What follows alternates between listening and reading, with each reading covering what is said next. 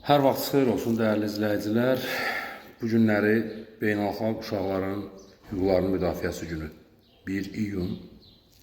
Dünyada bu tarix, eləcə də bizim ölkəmizdə bu kimi qeyd olunur. Mən buradan bir vətəndaş olaraq təbii ki, öz fikrimi bildirmək istərdim.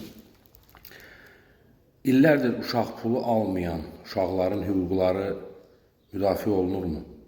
Bu günləri ataları, anaları əzab, əziyyətlə elə ailələrdə tək ata çalışır və aldığı əmək haqqı 300, 500, 600 manat əmək haqqı ilə böyüyən uşaq, onun reallığı deyirəm mən, bax gündəlik istehlak səbətini deyirəm, bax bu günləri 600 manat əmək haqqı alan bir ata, təbii ki, yol xərclərini də hesablasaq, çıxsaq, məsafədən asılı olaraq, 300 manata qədər yola xərcləyib, 300 manatla 3 övlad böyüdən ata hansı uşaqların hüquqlarını müdafiə günündən danışa bilər? Yüzlərlə, minlərlə, 10 minlərlə bu kimi vətəndaşlar var. Və bu günləri ölkə vətəndaşı olaraq uşaqlara qarşı heç bir diqqət və qayğı, sevgi hiss etməyən uşaqlar və atalar hansı beynəlxalq uşaqların hüququ günündən, uşaqların hüquqlarının müdafiəsi günündən danışa bilər?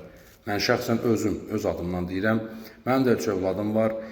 İllərdir əzab, əziyyətlə, halal, əlimin zəhməti ilə övlad yetişdirirəm. Allah bütün zəhmətlə övlad böyüdən valideynləri və olan övladlarını qorusun.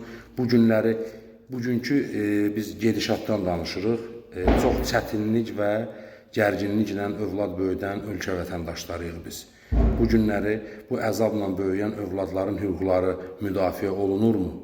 Bax, mənim bu sualım və vətəndaş olaraq, izləyici olaraq sizlərin də fikirlərinizi şərh bölümünə buyurub yaza bilərsiniz. Bu günləri uşaqlarımızın hüquqları müdafiə olunurmu? Diqqətinizə görə təşəkkür edirəm.